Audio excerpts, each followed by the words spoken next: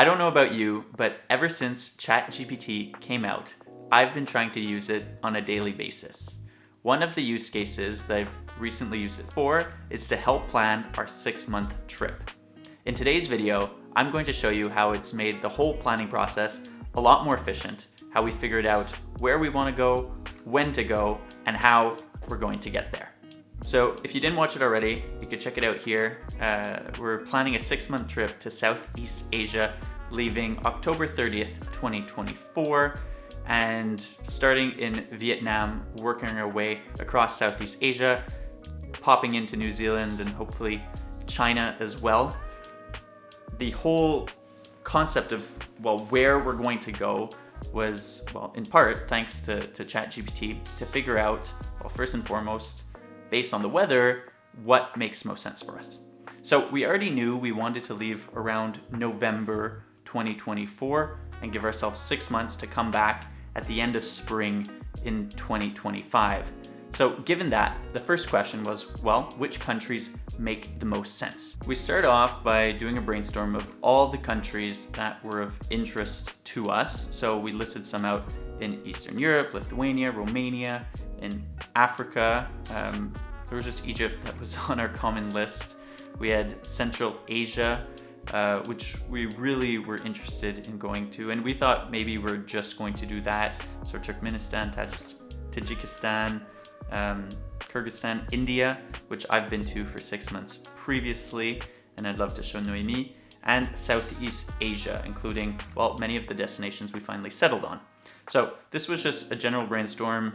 We could have listed off literally every country in the world because we love to travel, but just in terms of priority, these were what we want to do now, and also some of the cheaper countries to visit as well.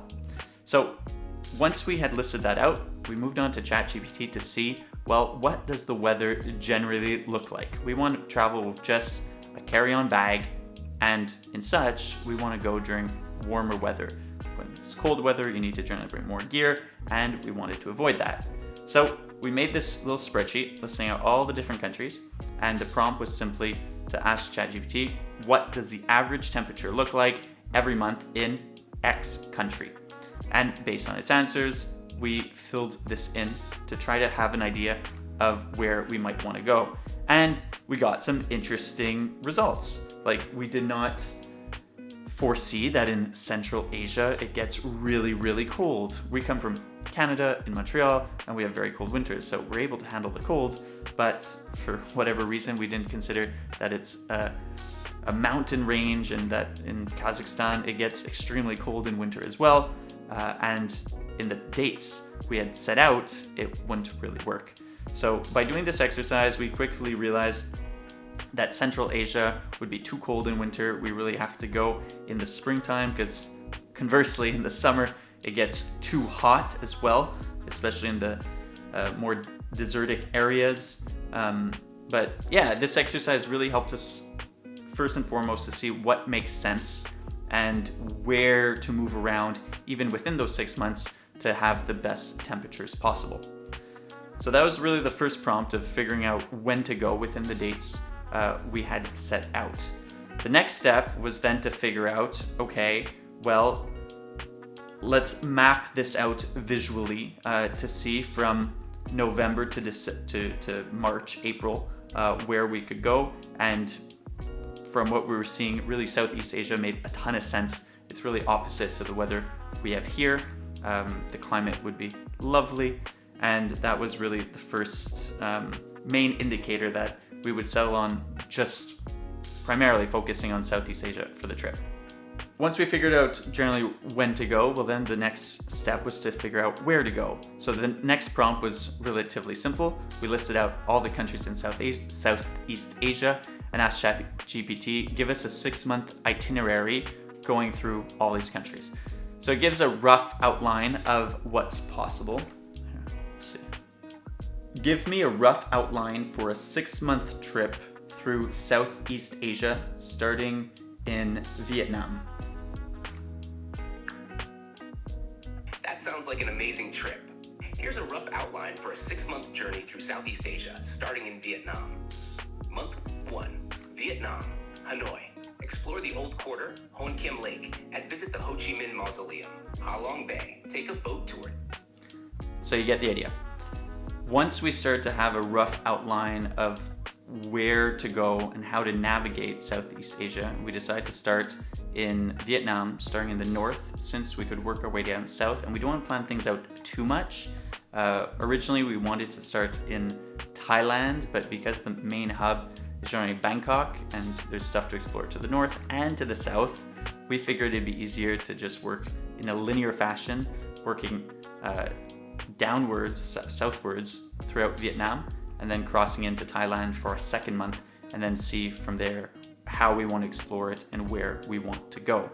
The next step in this whole process was then figuring out the visas that we might need and also see what's possible. So we were still considering at this time Eastern Europe and Central Asia, and just seeing what's possible. For example, Turkmenistan, we saw that it seems extremely complicated to go travel to. You need a letter of invitation, and that kind of also made the decision a bit easier because we don't want to go through that headache, at least right now, to be able to go. Tajikistan, it's also pretty expensive to go. So this helped us figure out what makes most sense. And once again, just asking ChatGPT the different visas as a Canadian citizen and for Noemi as a French citizen to list it all out. And then we're able to build this simple little chart to help figure out what makes most sense and how much time we'd be allowed in each country. The next step was to ask ChatGPT what are the top 10 things to see or do in X country. We began to build a list of the different activities and things to do so that once we get there, we have an idea of what we want to do. This trip, we're trying to not plan it to a T. We're kind of keeping it pretty loose and very flexible, but still having an idea of what to prioritize. For me, for example, some of the things I really want to do is take cooking classes in Vietnam and Thailand, and also do a first diving class, probably get a PADI certification. So those are really like some musts for me. But then obviously visiting Angkor Wat in Cambodia, seeing the white temples in the north of Thailand, visiting Halong Bay in Vietnam, climbing a volcano in Java in Indonesia. So these are some things that are pretty obvious, but then ChatGPT helps also reveal some less obvious activities or sites to be seen, which has been very useful so far to just have a first brainstorm of what's possible. Another consideration that was really important and that ChatGPT helped with was to know any major festivals or events taking place. So throughout our research, I learned that Indonesia is 87% of Muslim faith. So going during Ramadan would not be ideal for us, as restaurants would be closed during the day, a lot of activities won't be available. And I had that experience going to Morocco during Ramadan. And although it was great, it's generally not the best time to visit if you're not Muslim and if you don't practice Ramadan. So we are trying to time our visit to Indonesia just before Ramadan. And that was another like good insight to have before showing up. The final piece of the puzzle was to figure out how to go, and this is in reference to the budget. Obviously, we're trying to respect a certain budget, and to get to the total budget of what we wanted to allocate, ChatGPT also helped us figure out, well, what makes most sense. So for example, you're able to say, well, what's an average budget to travel for 30 days in Vietnam with only a backpack? And it gave us the option of a very budget trip, an average budget trip, and a more luxurious trip with average prices for food, for transport, for accommodations and activities, and giving a different range of what's possible. Here we also accompanied it by looking on different travel blogs as well, and people who've been there recently, at least post-COVID, to see how prices have changed. But by using these two benchmarks, we're able to come up with a global budget. So right now we have it set at $50,000 Canadian total for these 6 months, which by some estimates is bang on the mark. By others, maybe we have a good amount of cushion, but it's really going to depend on the different activities we choose to do, how comfortable we want to be with our sleeping arrangements. We're mostly going to stay in hostels and have bunk beds, but sometimes we'll like to rent a private room as well. So we're going to see and take it by year, but Southeast Asia still proved to be definitely one of the most cost-effective places to travel. So we should hopefully be able to come in at a reasonable price for all of this. And one more way I'm now using ChatGPT for this trip is to start trying to learn some basic greetings and the base interactions in Vietnamese, in Thai, and a bunch of different other languages that I'd like to learn. Over the years, I've learned some Hindi, I took Spanish classes, have some basic Italian, but I would like to build that up with learning Greek and learning Mandarin. Anyways, there's a bunch of languages that I want to learn, and just knowing how to say hello, thank you, goodbye, please, water, left, right.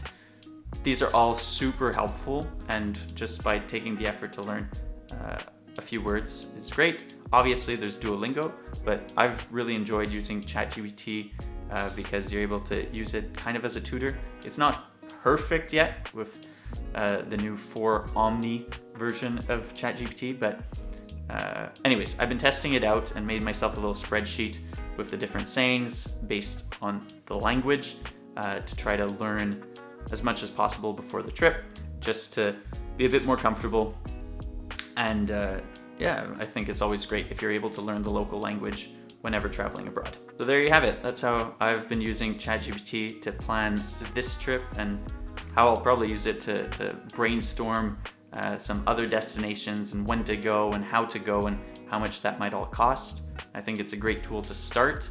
Once again, it depends on the type of travel you want to do, and using it as a brainstorm partner is really ideal. If you really want to go do a golf trip somewhere, it could give you some great ideas of destinations and time to go. If you want to really have a more cultural experience, it could give you ideas specifically for that. Or if you just have a certain availability, 2 weeks in October, for example, well, it could give you some great destinations based on your budget, your preference of activities, and where in the world you would like to go. So yeah, using it as a sidekick to get that research phase started, I think is fantastic. So I hope you found this useful. Give it a shot. I hope you have the chance to travel sometime soon and use ChatGPT as a little sidekick to help you plan out where you want to go or when to go or how much it might cost for you to go. If you do have any trips coming up and you do use ChatGPT, let me know down in the comments. Make sure to like, subscribe, all the good things. And maybe check these out. It might be of interest to you. All right, have a good one. Ciao.